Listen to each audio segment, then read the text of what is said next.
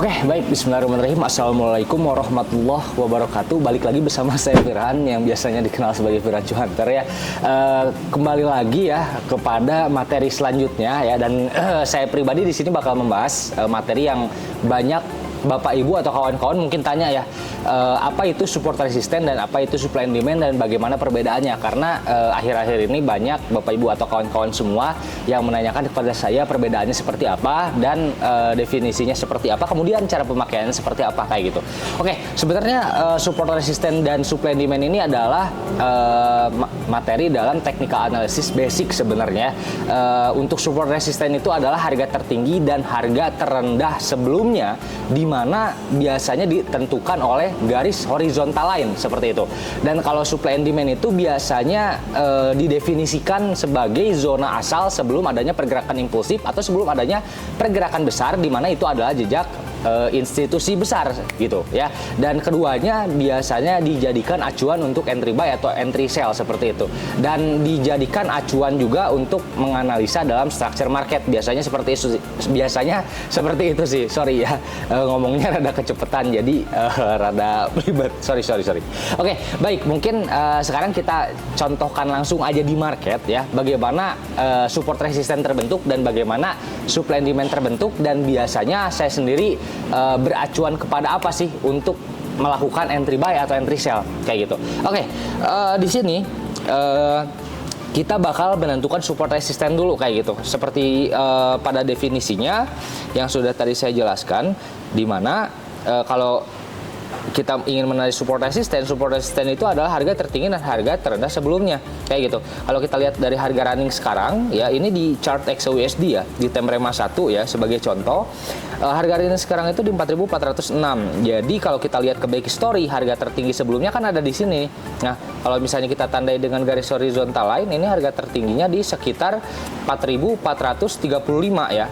Nah, kira-kira di segitu ya, 4.435.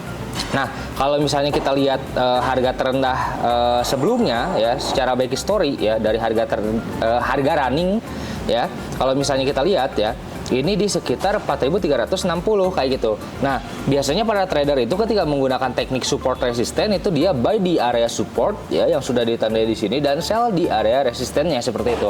Nah, sekarang kita bakal lihat supply and demand itu seperti apa sih. Supply and demand pertama itu ditandai dengan zona, beda dengan support resisten yang hanya bisa ditandai dengan support horizontal line kayak gitu. Biasanya mencangkup zona ya. Kalau misalnya supply and demand dia punya upper line dan punya lower line. Contoh ya, kalau misalnya kita lihat ke back story ya, Bapak Ibu kawan-kawan semua, di sini ada pergerakan impulsif yang cukup besar ya daripada seller ya terjadi di sini.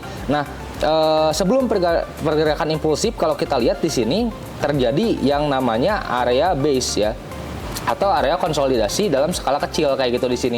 Nanti biasanya kalau saya pribadi itu dilihat di low time frame-nya lagi agar bisa dijabarkan kembali kayak gitu dan biar lebih jelas lagi kayak gitu. Karena kalau misalnya kita lihat di A1 sekarang, ini sebenarnya hanya ada candle bullish yang kejepit aja, dan hanya ada satu candle bullish yang kejepit aja kayak gitu. Tetapi ini adalah area yang disebut sebagai sebelum terjadinya penurunan yang cukup impulsif seperti ini kayak gitu. Kalau misalnya kita turunkan time frame di M15 ya, di sini ini bisa lihat ya, sebelumnya terjadi yang namanya pola drop base drop. Jadi area base ini atau konsolidasi dalam skala kecil ini, kalau misalnya kalian lihat, ini adalah area supply zone-nya kayak gitu ya, area supply zone-nya. Jadi area di mana sebelum adanya pergerakan yang cukup impulsif, ini adalah area ketahanan harga atau area supply zone-nya kayak gitu ya.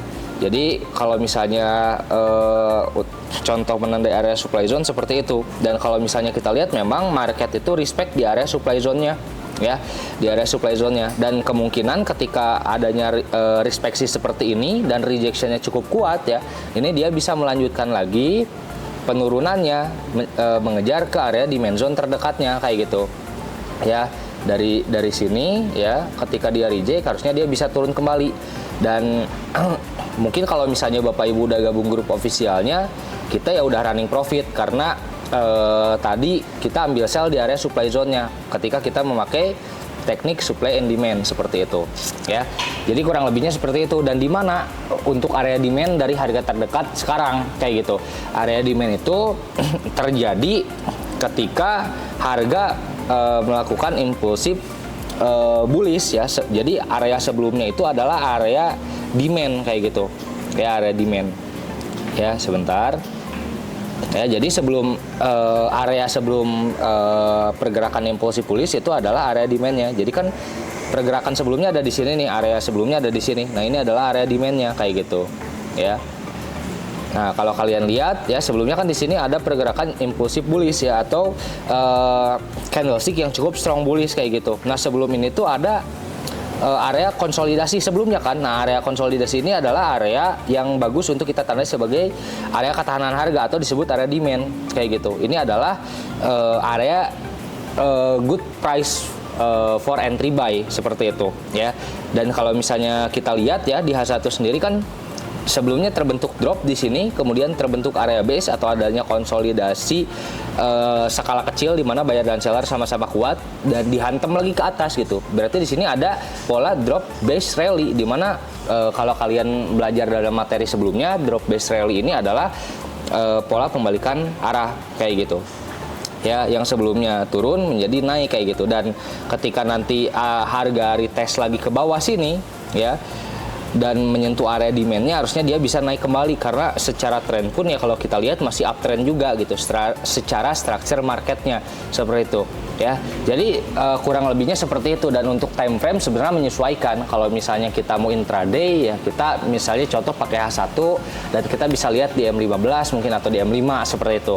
Dan kalau misalnya kita mau scalping mungkin kita bisa lihat dulu di M15-nya, kemudian turun M5 ataupun M1 kayak gitu. Ya, jadi tergantung gaya tradingnya mau apa dulu seperti itu. Untuk time frame itu bisa menyesuaikan dan mungkin kurang lebihnya siapa tahu bisa menjawab pertanyaan kawan-kawan Bapak Ibu semua. Mudah-mudahan bisa bermanfaat. Dan untuk selengkapnya Bapak Ibu kawan-kawan bisa langsung gabung aja ke grup private official di Dimex-nya, di mana di situ pembelajarannya lengkap ya, dan bimbingannya full juga ya. Dan ya mungkin segitu aja. Nanti kita bakal bertemu lagi di pembahasan berikutnya. Saya Firhan Cuantar, salam cuan, bye-bye.